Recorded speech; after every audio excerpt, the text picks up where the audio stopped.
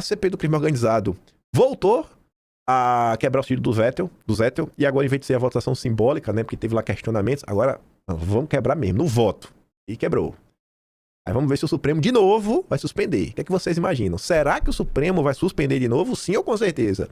Mas eu acho bom continuar perturbando, que é mais uma notícia, é mais uma oportunidade de mostrar para os brasileiros que as pessoas não querem que o sigilo da empresa seja quebrado. Isso aí, né? A Comissão de Inquérito repediu votação para evitar questionamento do resultado no Supremo. O colegiado também aprovou a convocação de Roberto Campos Neto, ex-presidente do Banco Central. Pau nele. E André Mendonça se surpreende com 2 ministros em votação no Supremo. Também fiquei de cara, que foi na votação do fim da CPMI do INSS. O Mendonça não esperava os votos contrários da Carmen Lúcia e do Fachin. Esperava ser um 6-4, que acabou sendo 8-2. Ambos, contudo, divergiram de Mendonça e manifestaram pela conclusão dos trabalhos. A nota continua falando que o Mendonça, em tese, não ficou chateado e acha que eles fundamentaram bem os pedidos dele, dando a entender que não estaria um clima ruim entre eles. Mas, independente disso, né, mostra que o Mendonça realmente se surpreendeu e esperava, nesse julgamento, não só o Fux, mas os outros 2 ministros. Enfim, vamos falar de eleições, Lula, Flávio, Caiado, Kassab, Eduardo Leite, própria Intergaláctica. Tem gente, viu? Começando com notícias boas. Primeiro, Lula e Flávio Bolsonaro empatam em primeiro e segundo turnos. Petista e senador somam 46% das intenções de voto a cada um em simulação de segundo turno. Só que Lula tem mais rejeição, 1% a mais. Se tá assim em março, imagina até o período eleitoral. Segundo ponto. 51% desaprovam o governo Lula e 45% aprovam. Isso dentro da Nexus, né? Avaliação negativa da administração federal é de 44%, positiva de 35%. A Paraná Pesquisa também saiu depois a gente não comentou em vez na época, aprovação e desaprovação, né, tanto do governo quanto do Lula. A avaliação negativa de Lula é de 45,2%, positiva só de 31%. E em torno do governo, 52% desaprovam o governo Lula, enquanto só 44,6% aprovam. Eu não sei o que passa na cabeça dessa gente, de verdade. Como alguém consegue aprovar o governo Lula? Me perdoa, não bate bem da cabeça. Mas vamos lá, vamos tratar de um assunto espinhoso. O que é que essas pesquisas estão mostrando? Em primeiro lugar, fatos da realidade até o momento. Lula e Flávio empatados numericamente na Nexus do BTG, na Quest. Flávio vencendo Lula e aumentando a sua distância na Paraná Pesquisas e na Atlas Intel. Flávio ainda está atrás só no Datafolha e vence mais com folga no GERP, Veritá, Futura e outros institutos. As pesquisas também estão demonstrando que o Lula perdeu espaço em áreas que o PT era muito forte, como no Nordeste. E quais eram as áreas que a direita sempre pontuou bem, né? Sudeste, Centro-Oeste, do Brasil, Norte também, só não no Nordeste, o Brasil inteiro. Muito se comentou em 2022 que faltou um pouco mais de apoio no Sudeste para Bolsonaro. Agora de manhã, o Estadão publicou a pesquisa deles para o estado de São Paulo. Só do estado de São Paulo. No primeiro turno, Flávio está na frente. É São Paulo, né? A gente já espera isso. Mesmo no primeiro turno.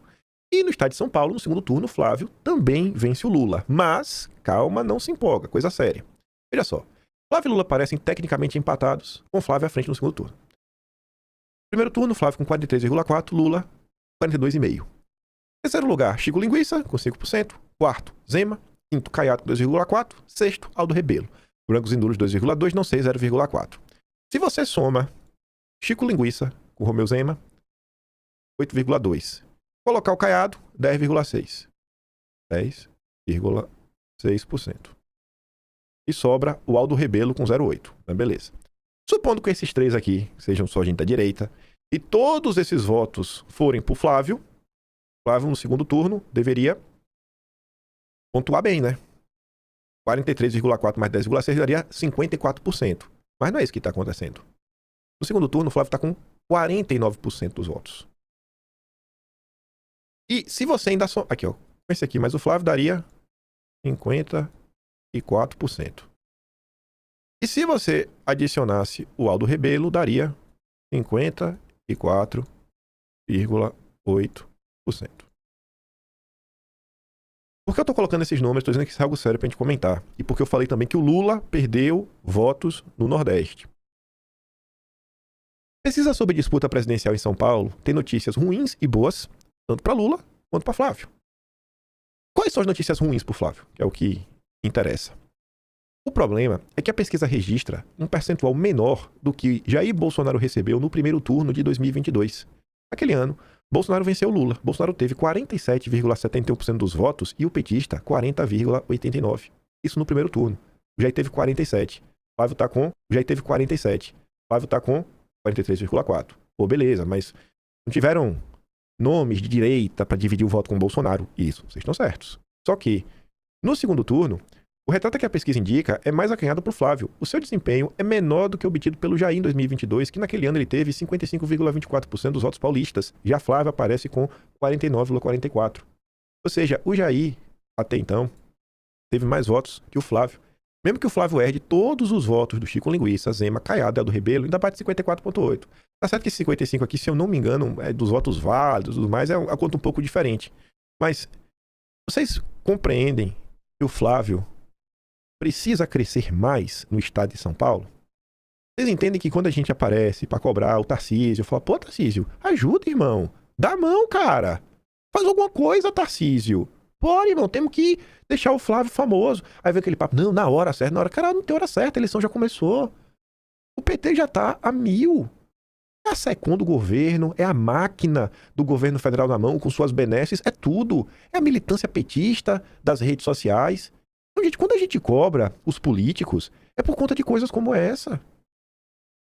É para que Tarcísio pegue, né, o seu eleitorado, que a galera vende, não, que o Tarcísio é importante, que ele fala com setores que não são tão bem vistos, que não vem tão bem o bolsonarismo, e empurrar o Flávio.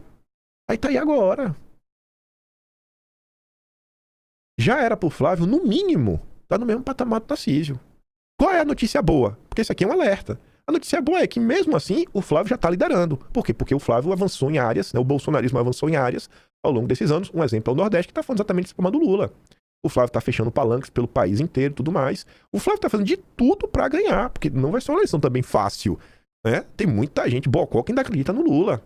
Por isso, quando a gente cobra Tarcísio, deputado federal Nicolás Teixeira, a ex-primeira-dama Michele Bolsonaro, é por conta de coisas como essa. Aí fica uma parte das pessoas na direita mais preocupadas em defender o direito dessas pessoas não apoiarem o Flávio Bolsonaro do que, cara, ajudar pra gente vencer essa eleição já de vez. Aí, você faz o comparativo com o Bolsonaro. Outro alerta, esse aqui, ok, porque o Flávio ou tá empatado ou tá liderando, só tá atrás do Datafolha. E a tendência é a campanha do Flávio crescer. Aqui é só pra mostrar por quem já devia estar apoiando, mas desde o início, a candidatura do Flávio. O alerta verdadeiramente sério, porque a coisa mais importante de todas, o Jair mesmo disse, mais importante que a presidência é ter maioria no Senado. O Jair falou isso 1000 vezes. Olha pra isso daqui. Isso aqui não é piada. Essa discussão já tá rodando há algum tempo. Os políticos de verdade sabem disso. A família Bolsonaro sabe disso também. Pode ter certeza que o Eduardo Bolsonaro sabe disso. Esse tipo de discussão já aconteceu, que é o quê? A direita brasileira, se tiver 3 candidatos, vai entregar as 2 vagas para o PT. Só tem espaço para 2 candidaturas da direita. Só para 2. Se colocar 3, não vai eleger ninguém, porque vai dividir voto. Senado não tem segundo turno. Senado de São Paulo tem Tebet, Derrite e Marina na liderança.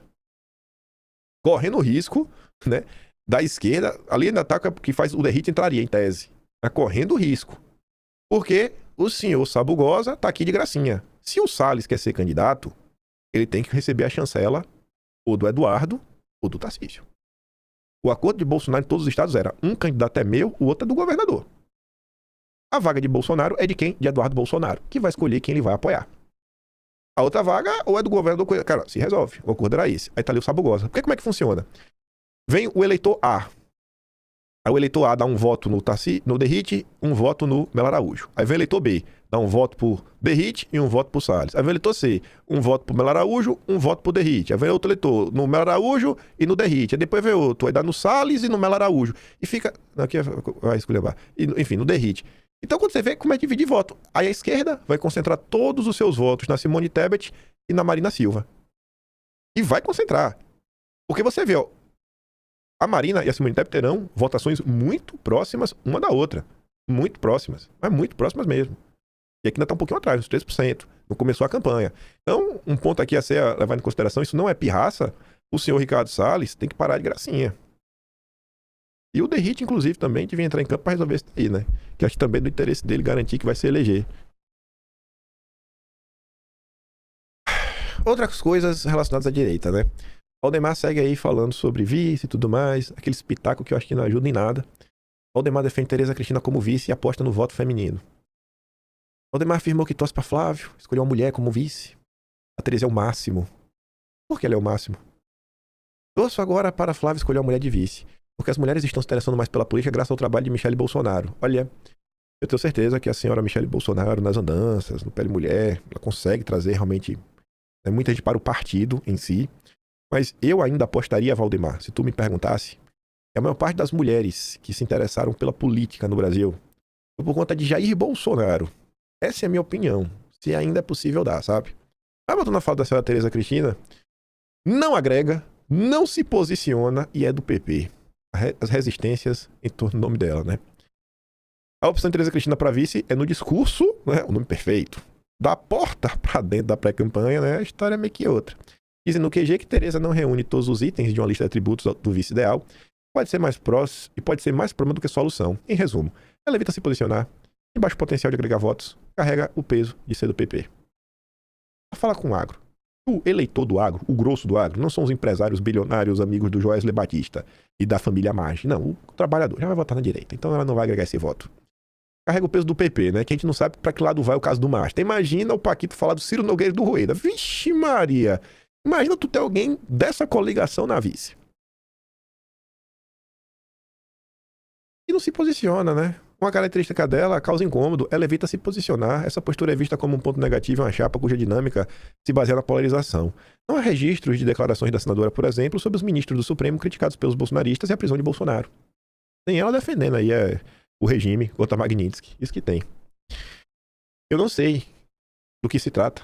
Não, nem acho que seja em relação a essa coisa da Tereza Cristina, mas o Flávio fez um comentário que é sempre bom reforçar, né? Ninguém está autorizado a usar meu nome em nenhuma circunstância. E o Valdemar também não usou. Se não ouvir da minha boca, faça ao contrário do que estão pedindo em meu nome. Grato. Então, deixar de aviso aí, se eu ver alguma coisa, o Flávio disse, se não ouviu ele falar, faça o contrário.